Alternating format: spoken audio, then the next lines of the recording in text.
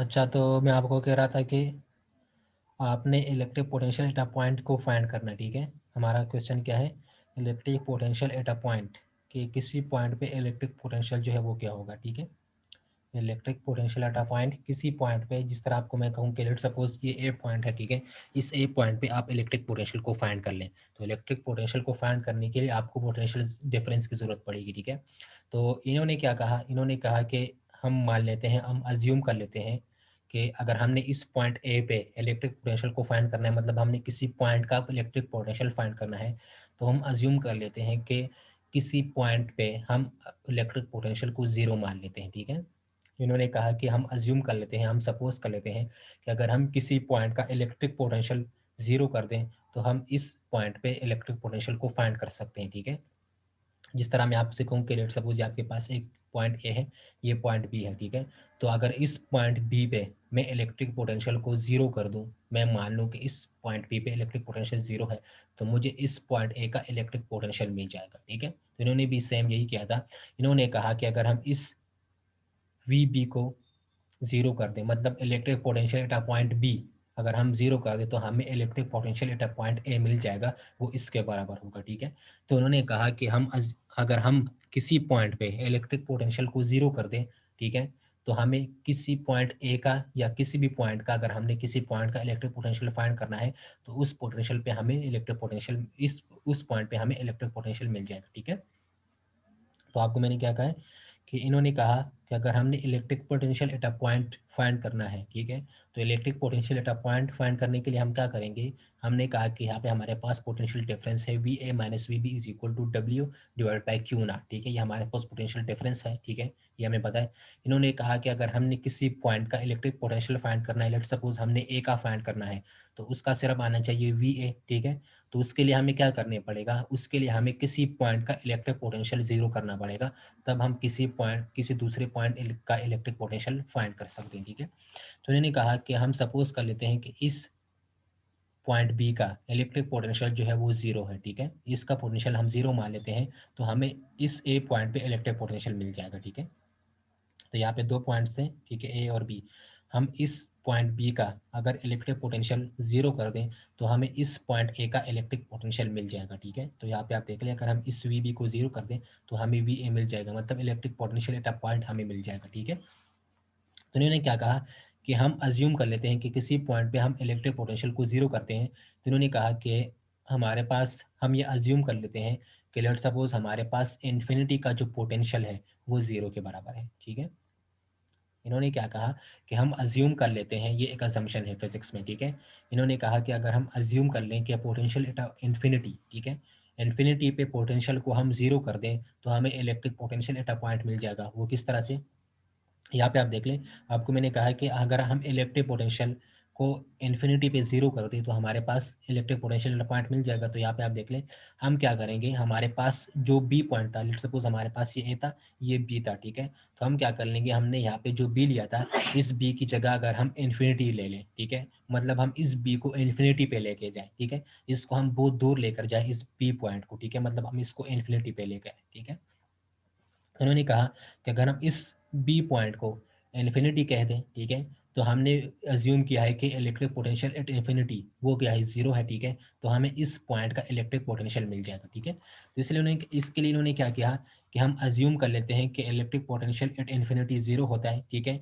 इसका मतलब ये है कि हम बी को कहाँ पे लेके जाएं, इन्फिनिटी तक लेके जाएं, ठीक है। मतलब हम बी को कहाँ पे रख दें, इन्फिनिटी पे रख दें, मतलब बी की जगह हम यहाँ पे इन्फिनिटी ले लें, तो हमें इस पॉइंट पे इलेक्ट्रिक पोटेंशियल क्या मिल जाएगा, ज़ीरो मिल जाएगा, ठीक है। तो यहाँ पे इन्होंने क्या किया, एक पॉइंट ए को लिया, ठीक है, एक पॉइंट बी, ठीक है। इस पॉइंट बी की जगह इन्होंने क्या कहा कि इस पॉइंट बी की जगह अगर हम इन्फिनिटी को ले लें, ठीक है, मतलब बी पॉइंट को हम इन्फिनिटी पे रखते हैं, तो फिर क्या होगा, और हम यहाँ पे क्यू नॉट चार्ज को रख दें, तो इसका पोटेंशियल फाइंड करने के लिए इस पॉइंट ए का पोटेंशियल हम किस तरह से फाइंड करेंगे, हम यहाँ पे इन्फिनिटी पे क्यू नॉट चार्ज को रख देंगे, जिस तरह आपको मैंने यहाँ पे कहा था कि अगर आपने इनका पोटेंशियल डिफरेंस फाइंड करना है, तो आपने यहाँ पे क्या करना है, आपने यहाँ पे क्यू नॉट चार्ज को रखना है, उस पर वर्क करना है और उसको ए तक लेके आना है, ठीक है।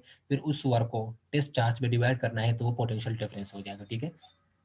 तो सेम ही चीज़ हमने यहाँ पे करनी है, लेकिन बी की जगह हमने इन्फिनिटी को रखना है, ठीक है। तो हम क्या कर लेंगे, हम एक ए पॉइंट ले लेंगे, ठीक है, हमारे पास एक पॉइंट होगा ए, ठीक है, दूसरा पॉइंट होगा इन्फिनिटी, ठीक है। ये हमारे पास ए पॉइंट होगा, ये हमारे पास होगा इन्फिनिटी, ठीक है। हम क्या करेंगे, हम इस इन्फिनिटी पे टेस्ट चार्ज को रख देंगे, क्योंकि हमने electric potential at a point को फाइंड करना है, ठीक है। तो हम इस इन्फिनिटी पे क्यू नॉट चार्ज को रख देंगे और इस क्यू नॉट चार्ज को यहाँ से यहाँ तक लेके आएंगे, ठीक है। मतलब इस पे वर्क करेंगे, एक्सटर्नल वर्क, ठीक है। तो हमने इस क्यू नॉट चार्ज को यहाँ से यहाँ तक लेके आना है, ठीक है। जब हम इस क्यू नॉट चार्ज को यहाँ से यहाँ तक लेके आएंगे तो इन दोनों का जो पोटेंशियल डिफरेंस है वो क्या होगा, यहाँ पे आप देख लें, इन दोनों का जो पोटेंशियल डिफरेंस है वो क्या होगा, V A minus V infinity is equal to work done by taking charge from infinity to A divide by test charge. यहाँ पे आप देख लें, क्योंकि यहाँ पे हमने क्या किया है कि हमने यहाँ पे क्यू नॉट चार्ज को इन्फिनिटी पे रख दिया, ठीक है। जब क्यू नॉट चार्ज को इन्फिनिटी पे रख देंगे तो यहाँ पे इस बी की जगह क्या आ जाएगा, बी की जगह इन्फिनिटी आ जाएगी, ठीक है। तो यहाँ पे आप देख लें, यहाँ पे था V A minus V B is equal to W divide by Q nought, ठीक है। तो हमने क्या किया, हमने इस बी पॉइंट को इन्फिनिटी पे रख दिया, ठीक है। मतलब इसको हम इन्फिनिटी तक लेके गए, तो यहाँ पे क्या आ गया, वी इन्फिनिटी, क्योंकि हमने करना है final V final minus V initial, ठीक है। पोटेंशियल डिफरेंस को फाइंड करने के लिए हम क्या करेंगे, फाइनल माइनस इनिशियल, ठीक है। तो यहाँ पे आप देख लें, इस केस में फाइनल क्या होगा ए, ठीक है, और इनिशियल क्या होगा इन्फिनिटी। तो हम क्या कर लेंगे, V A minus V infinity is equal to W divided by Q nought, ठीक है। तो यहाँ पे आप देख लें, V A minus V infinity is equal to W divide by Q nought, ठीक है। फिर आपको मैंने कहा कि हम अज्यूम कर लेते हैं कि इन्फिनिटी पे जो पोटेंशियल है वो जीरो के बराबर है, ठीक है। तो यहाँ पे इन्फिनिटी पे पोटेंशियल जब जीरो हो जाएगा तो ये टोटल टर्म क्या हो जाएगा, जीरो, क्योंकि हमने मान लिया है कि इन्फिनिटी पे पोटेंशियल क्या होगा, जीरो के बराबर होगा, ठीक है। ये हमने अज्यूम कर लिया था यहाँ पे, ठीक है। हमने अज्यूम कर लिया है कि इन्फिनिटी पे पोटेंशियल किसके बराबर है, जीरो के बराबर है, ठीक है। फिर हम बी को इन्फिनिटी पे लेके गए, हमने वहाँ पर टेस्ट चार्ज को रखा, टेस्ट चार्ज को हम यहाँ पे लेके आए ए तक, ठीक है। तो इसका पोटेंशियल डिफरेंस हमने फाइंड किया, वो क्या आ रहा था, V A minus V infinity is equal to W divide by Q nought, ठीक है। फिर आपको मैंने कहा कि हमने मान लिया है कि पोटेंशियल इन्फिनिटी पे क्या है, जीरो है, तो यहाँ पे यह टर्म क्या हो जाएगा, जीरो हो जाएगा, ठीक है। तो वी इन्फिनिटी यहाँ पे जीरो हो जाएगी, तो यहाँ पे हमें क्या मिल जाएगा, V A is equal to W divide by Q nought, ठीक है। तो यहाँ पे आप देख ले, ये हमने electric potential at a point को फाइंड कर लिया, ठीक है। मैंने आपको क्या कहा था कि हमें इस पॉइंट ए का इलेक्ट्रिक पोटेंशियल चाहिए, ठीक है। तो इस पॉइंट ए का इलेक्ट्रिक पोटेंशियल हमने फाइंड कर लिया, वो क्या है, V A is equal to W from taking charge from infinity to A divide by test charge, ठीक है। तो अगर आपसे कोई पूछे कि electric potential at a point क्या होता है, तो electric potential at a point को हम डिफाइन करते हैं, V A is equal to W work done by taking test charge from infinity to A divide by Q nought, ठीक है। तो आपने क्या करना है, उस केस में आपने पी पॉइंट को इन्फिनिटी पे रख देना है, ठीक है। बी की जगह उस केस में आपने क्या करना है, इन्फिनिटी लेना है, ठीक है। फिर आपने उस टेस्ट चार्ज को यहाँ से उठा के लेके आना है यहाँ पे, इस पे आपने कुछ वर्क करना है, ठीक है। फिर उसका पोटेंशियल डिफरेंस जब आप फाइंड करेंगे तो वो क्या होगा, V A minus V infinity is equal to W divide by Q nought, ठीक है। फिर हमने अज्यूम कर लिया है कि वी इन्फिनिटी पे जीरो होता है, तो इसको हम जीरो पुट कर लेंगे, तो हमारे पास पोटेंशियल जो है वो पॉइंट का डिफाइन हो जाएगा, ठीक है। Electric potential at a point define हो जाएगा, वो के बराबर होगा, V is equal to W divide by Q nought के बराबर होगा, ठीक है। तो ये हमारे पास क्या होगा, ये electric potential at a point होगा।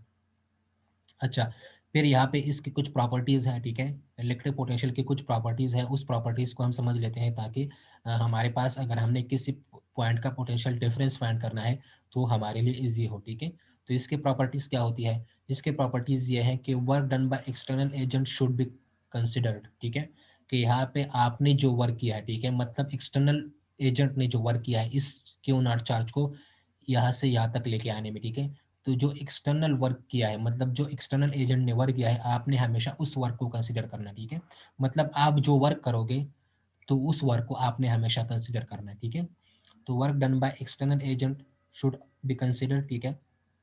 कि एक्सटर्नल एजेंट का जो वर्क होगा, मतलब ये बी पॉइंट है, ये ए पॉइंट है, ठीक है। आपने क्यों नॉट चार्ज को यहाँ से यहाँ तक लेके आने हैं, ठीक है। तो आप क्या करोगे, आप उस पे एक्सटर्नल वर्क करोगे, ठीक है। तो आप उसके लिए क्या होगे, एक्सटर्नल एजेंट, ठीक है। तो आपने जो वर्क किया है, आपने हमेशा उस वर्क को कंसिडर करना है, ठीक है। तो work done by external agent should be always consider. दूसरा पॉइंट इसका क्या है, work done by external agent is always against electrostatic force. कि आपका जो वर्क होगा, जो आप वर्क करोगे, वो वर्क हमेशा इलेक्ट्रोस्टैटिक फोर्स के अगेंस्ट होना चाहिए, ठीक है। मतलब आप क्यू नॉट चार्ज पे वर्क जब करोगे, उसको एक पॉइंट से दूसरे पॉइंट तक लेके जब आओगे, तो आपका जो वर्क है वो हमेशा इलेक्ट्रोस्टैटिक फोर्स के अगेंस्ट होना चाहिए, ठीक है। लेट सपोज मेरे पास एक चार्ज क्यों है यहाँ पे, ठीक है, और इस चार्ज क्यों की वजह से इस पॉइंट पी पे मैंने इलेक्ट्रिक पोटेंशियल को फाइंड करना है, इलेक्ट्रिक पोटेंशियल डिफरेंस को फाइंड करना है, तो मैं क्या करूँगा, मैं यहाँ पे इस पॉइंट पी पे क्यू नॉट चार्ज को रखूँगा, ठीक है। फिर इस पे यहाँ पे आप देख लीजिए, अगर हमारे पास ये पॉजिटिव चार्ज है तो पॉजिटिव चार्ज की वजह से फोर्स, इलेक्ट्रोस्टैटिक फोर्स किस डायरेक्शन में होगी, इस डायरेक्शन में, ठीक है, इस पॉइंट पे। तो यहाँ पे आप देख लें इलेक्ट्रोस्टैटिक फोर्स का डायरेक्शन ये होगा, ठीक है। तो यहाँ पे आप देख लें इलेक्ट्रोस्टैटिक फोर्स का डायरेक्शन ये होगा। तो आपने क्या करना है, आपने अपने वर्क को इसके अगेंस्ट करना है, इलेक्ट्रोस्टैटिक फोर्स के अगेंस्ट आपका वर्क होना चाहिए, ठीक है। तो लेट सपोज मैं आपको क्या कहा कि अगर आपके पास यहाँ पे चार्ज है, ठीक है, इस पॉइंट पे आपने इलेक्ट्रिक पोटेंशियल को फाइंड करना है, तो यहाँ पे आप क्यू नॉट को रखते हो, तो यहाँ पे इलेक्ट्रोस्टैटिक फोर्स का डायरेक्शन जो होगा, लेट सपोज हम मान लेते हैं कि यहाँ पे इलेक्ट्रोस्टैटिक फोर्स का जो डायरेक्शन है वो ये है, ठीक है। तो इलेक्ट्रोस्टैटिक फोर्स का डायरेक्शन जो होगा उसके अगेंस्ट आपने वर्क करना है, ठीक है, आपने इस डायरेक्शन में वर्क करना है। तो work done by external agent is always against electrostatic force, ठीक है। अच्छा, थर्ड क्या है इसमें, थर्ड प्रॉपर्टी इसकी क्या है, this work is path independent. आप जो वर्क करोगे, मतलब एक्सटर्नल एजेंट जो वर्क करेगा वो पाथ इंडिपेंडेंट होना चाहिए, ठीक है, वो पाथ इंडिपेंडेंट होगा, ठीक है।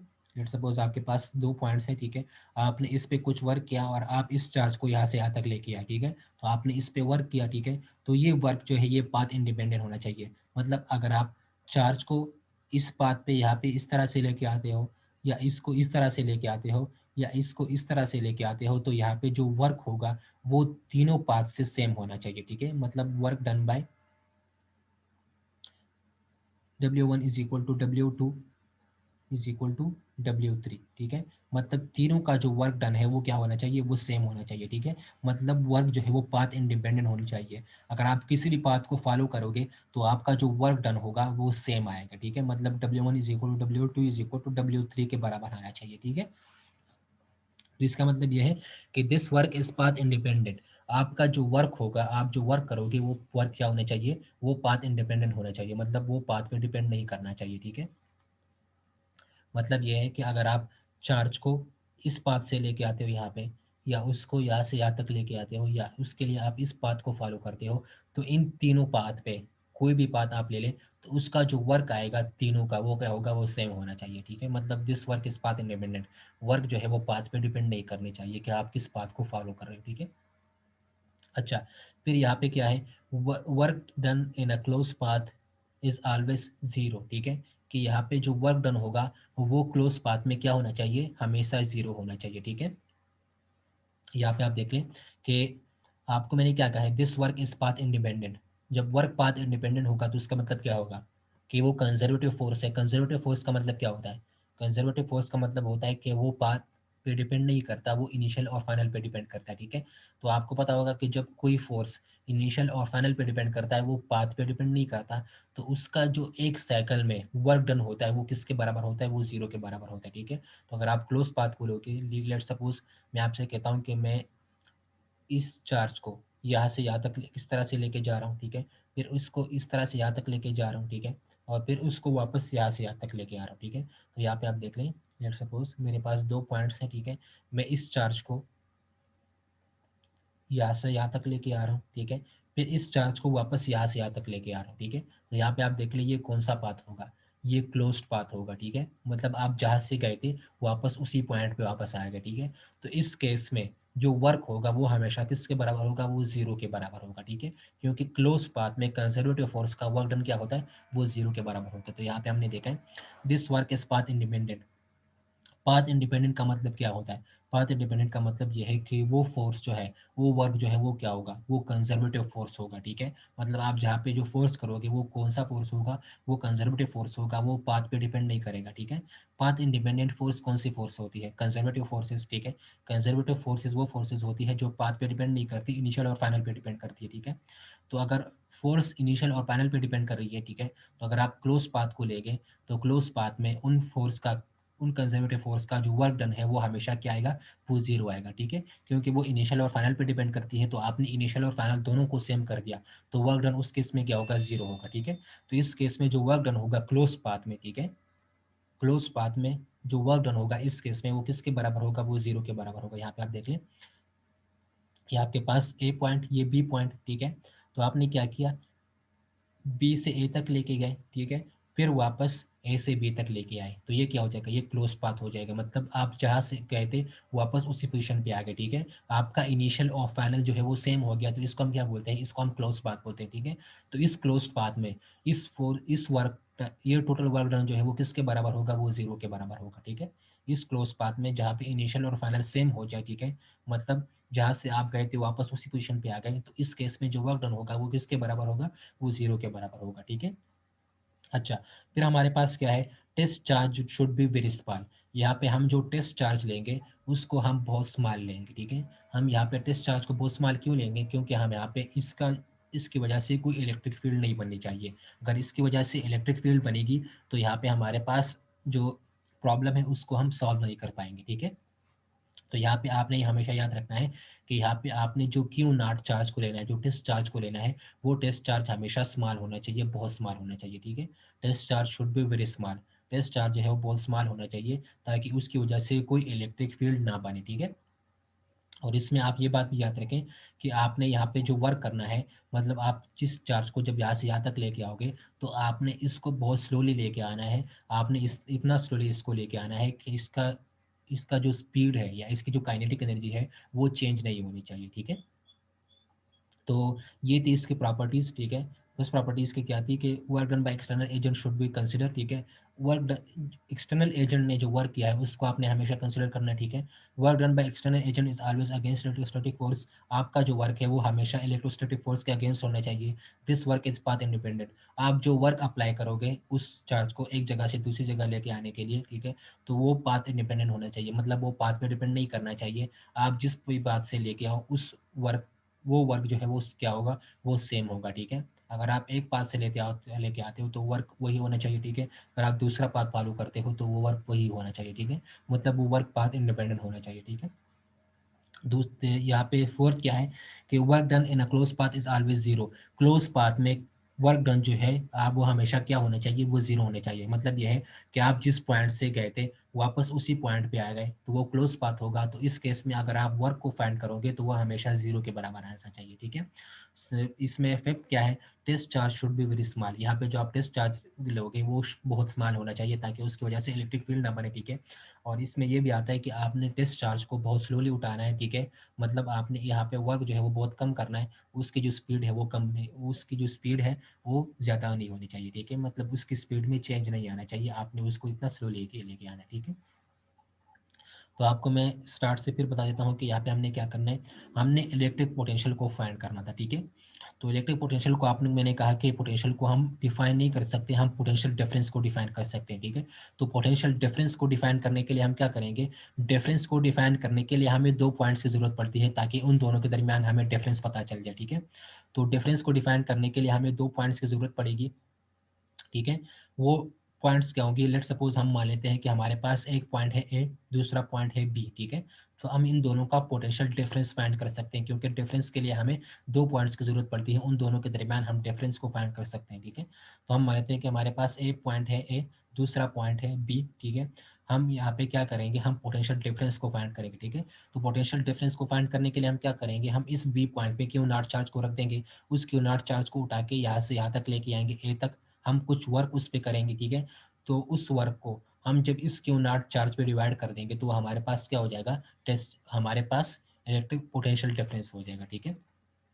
तो हम इस बी पे क्यू नॉट चार्ज को रखेंगे, उस क्यू नॉट चार्ज को बी से ए तक लेके आएंगे, हम उस पे कुछ वर्क करेंगे, एक्सटर्नल वर्क करेंगे, उस एक्सटर्नल वर्क को डिवाइड कर लेंगे टेस्ट चार्ज पे, ठीक है।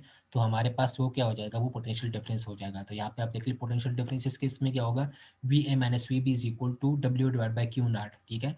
यहाँ पे हमने ए को क्या लिया था, फाइनल, ठीक है, और बी को हमने किया है इनिशियल, ठीक है, क्योंकि हमने चार्ज को क्यू नॉट पे रखा था, ठीक है। तो हम इस क्यू नॉट से इसको यहाँ तक लेके आए, ठीक है। तो इस केस में फाइनल क्या होगा, ए, इनिशियल क्या होगा, बी होगा, ठीक है। तो इसलिए हम यहाँ पे पोटेंशियल डिफरेंस को हम किस तरह डिफाइन करते हैं, फाइनल माइनस इनिशियल। तो यहाँ पे फाइनल ए है और इनिशियल बी है, ठीक है। तो V A minus V B is equal to this. फिर आपको मैंने इसके कुछ पॉइंट्स बताए। फिर आपको मैंने ये कहा कि अगर आपने किसी पॉइंट का इलेक्ट्रिक पोटेंशियल फाइंड करना है तो किसी पॉइंट का इलेक्ट्रिक पोटेंशियल हम किस तरह से डिफाइन करेंगे, उसके लिए हमें ज़रूरत पड़ेगी पोटेंशियल डिफरेंस की। पोटेंशियल डिफरेंस को यूज़ करके हम किसी पॉइंट का इलेक्ट्रिक पोटेंशियल फाइंड कर सकते हैं। तो उसके लिए हमने क्या किया, हमने ये मान लिया कि हम इन्फिनिटी पे पोटेंशियल को 0 मान लेते हैं, ठीक है। हम ये मान लेते हैं कि इलेक्ट्रिक पोटेंशियल इन्फिनिटी पे 0 है, ठीक है। तो हम क्या करेंगे, हम इस पॉइंट बी को, जो हमने पॉइंट बी लिया था, इस पॉइंट बी को हम इन्फिनिटी तक लेके जाएंगे, ठीक है। मतलब हम यहाँ पे पॉइंट बी को नहीं लेंगे, पॉइंट बी की जगह हम यहाँ पे इन्फिनिटी ले लेंगे, ठीक है। यहाँ पे हमारे पास इन्फिनिटी आ जाएगी। हम क्या कर लेंगे, हम इस इन्फिनिटी पे क्यू नॉट चार्ज को रख देंगे और इस क्यू नॉट चार्ज को यहाँ से यहाँ तक लेके आएंगे, ठीक है। तो हमने जो टोटल वर्क किया होगा उसको डिवाइड कर देंगे क्यू नॉट पे, तो वो हमारे पास पोटेंशियल हो जाएगा, पोटेंशियल डिफरेंस हो जाएगा, ठीक है। तो हम यहाँ पे क्या कर लेंगे, हम बी पॉइंट की जगह यहाँ पे इन्फिनिटी ले लेंगे, इन्फिनिटी पे क्यू नॉट चार्ज को रख देंगे, उसको यहाँ से यहाँ तक लेके आएंगे, ठीक है। तो इसका जो पोटेंशियल डिफरेंस है वो क्या होगा, V A minus V infinity is equal to W divide by Q nought. फिर आपको मैंने कहा कि वी इन्फिनिटी हमने अज्यूम कर लिया कि वी एट इन्फिनिटी 0 है, ठीक है। तो वो 0 के बराबर हो जाएगा, तो हमें potential at a point find हो जाएगा, ठीक है।